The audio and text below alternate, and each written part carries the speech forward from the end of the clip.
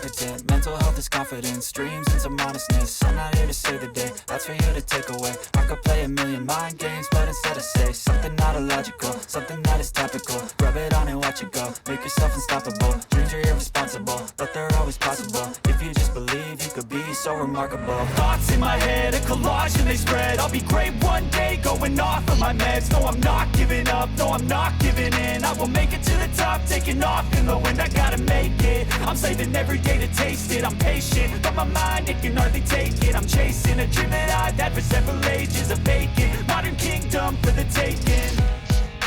Now that I've been put through hell, I never got anyone's help. I had to do it all myself. I don't ever slow up, no I don't take shit. I got no love for the fakeness. If you wanna play tough and wanna hate this, I'll always show up and make a statement. What's up mga idol? Welcome back sa ating YouTube channel, Boyet Salabare po. Like and follow nyo yung ating FB page para sa mas marami para ating mga vlogs and updates. Plus pindutin nyo na yung ating namumulang subscription button at idami nyo na yung bell para lagi kayong notify. Mga idols, 2023 new color para sa ating paboritong iconic sports bike from Kawasaki. Yan po ang Ninja 400. May bago na po itong SRP price 340,900 pesos. At para sa installment, minimum down payment 20%, 69,180.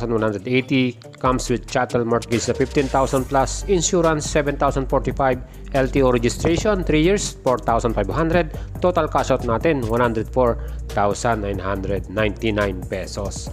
Yan po ang ating babayaran na total cash out. Para naman sa ating monthly amortization, para sa 12 months na bayaran, 25,700 per month. 24 months naman natin, 14,409 at 36 months, 10,417 pesos. Meron na kayong napaka-forma at napaka-astig na Ninja 400 new color. Yan po yung combination ng black and green. So mga idols, ito pong ating Ninja 400. Same pa rin po mga technical features nito. Ito ay equipped ng assist and sleeper clutch at dual anti-lock braking system. Well, napakaganda po ng mga features na yan at saktong-sakto yan para sa ating sports bike na to na Ninja 400. Tingnan naman natin yung kanyang pinakapuso, yung engine. 399cc displacement, liquid cooling na po ito with double overhead camshaft. Of course, naka-parallel twin cylinder to with 8 valves. Ganun kalakas yan. Ang kanyang transmission, 6-speed po mga idols. Pwede nyo pong i-start to via electric mga idol. And syempre, pagdating po sa kanyang maximum power, total po nito 48.9 HP at 10,000 RPM.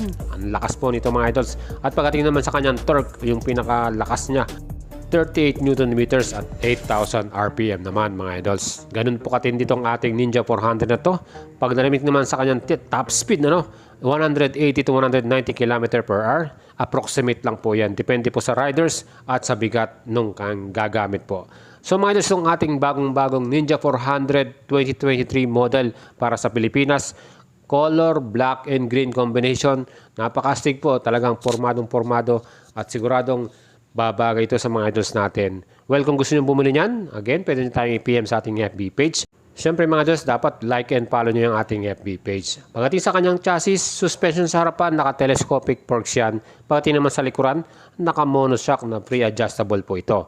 And siyempre, pag gaganyang monoshock, maganda po ang laruan yan. Even kahit meron tayong OVR or angkas, so pwede po at hindi ganong tagtag yung ating angkas dyan. So minus itong ating Ninja 400, meron pong equip ito na anti-lock braking system. Harap at likod po yan. Para sa harapan nating brake, naka-single pedal disc style yan, 2-piston caliper. At ang ginamit na dyan ay Nissin. At para naman sa ating rear brake, naka-single disc yan, pareho din, na 1-piston Nissin caliper with anti-lock braking system. Solid na solid po yung ating stopping power pagdating dito sa ating Ninja 400 mga idols. Ang ating seat height, kung tayo po yung average Filipino rider, kaya po natin gamitin to 785 mm po ang sukat niyan. Kita na rin po yung kanyang handlebar. Napaka-simple lang po ng kanyang design. Plus yung kanyang clip-on bars, same pa rin po. At siyempre, talagang super tibay at reliable niyan mga idols. Meron din tayong immobilizer para sa ating susian. Maganda yan dahil secure po yung ating big bike na to. 340k din ang babayaran natin dito. Dapat safe na safe din po itong ating bike kahit iniwan natin sa parking to. So ito pong kagandahan dito sa ating Kawasaki Ninja 400. Meron siyang immobilizer. Of course yung kanyang instrument panel, same pa rin po. Combination po yan ng analog at digital panel. So kitang-kita natin lahat ng information para sa ating motor dyan. Of course, kita naman po yung ating twin LED headlights. Napaka-forma po, talagang napaka-angas ng itsura. Napaka-bright din, lalo-lalo na sa gabi dahil LED po ang ginamit na ilaw dyan. Sa likuran, ganun din po, LED din po ang ating taillight. Of course, ang ating bigat po ng ating Ninja 400, 167 kilograms. Very lightweight. Ang advantage dyan sa rider, talagang hindi kayo mahirapang i-handle ito. Ang ating fuel capacity, 14 liters po ang kasa dyan. Pagdating naman sa consumption, ang average po nito, 27 km per liter. So kung meron tayong 14 liters at ang total nating maabot na lugar ay talagang napakalayo din, 378 km pagka naubos na natin yung 14 liters na yan. So mga Diyos, itong ating bagong-bagong Ninja 400 2023 model, black color with green combination, napaka-forma, talagang panalo talaga. So dito sa ating Ninja 400, subok na to sa atin sa Pilipinas at talagang marami rin pong bumili nito. Sa mga idols natin dyan sa Kawasaki Ninja 400 Club Philippines, shoutout po sa inyong lahat.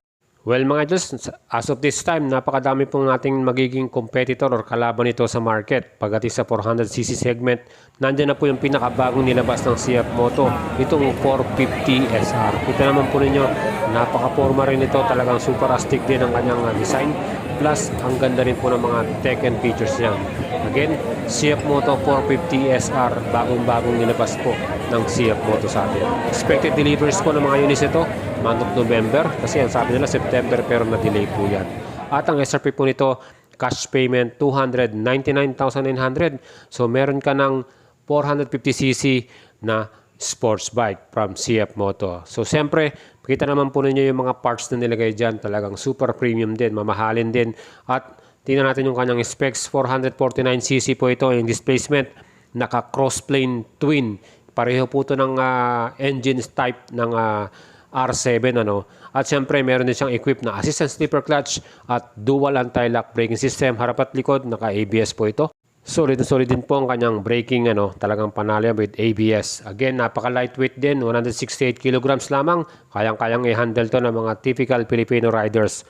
Mga idols, bagong-bago to, may dalawang kulay yan. Yun yung silver red at yun namang silver cyan color. So, iniintay po natin itong dumating sa Pilipinas. So, hopefully, isa po tayo sa makabili at magkaroon po nitong bagong sports bike from CF Moto. 450 SR mga idols. Of course, hindi rin patatalo sa kanilang category itong Honda CVR 500R mga idols. SRP price naman ito 369,000 pesos. Ito yung pinakamahal sa tatlo. Well, pagdating naman sa presyuhan, pinaka-affordable po si CF Moto. Kita naman po ninyo, dalawang kulay yan, red at black. 471cc displacement, parallel twin with 46.9 HP. At syempre, equipped din siya ng assistant slipper clutch with dual ABS mga idol. So dito sa tatlo na to, pare-pareho po sila ng tech features, assistant slipper at ABS. Pero nagkakaiba lang po sila sa bigat, sa height at sa pormahan. At syempre, yung laki ng makina, mas mataas po si CVR 500R. Mga idol, subscribe na kayo sa ating YouTube channel. Huwag niyo pong kalimutang pindutin yung bell button para lagi kayong notify.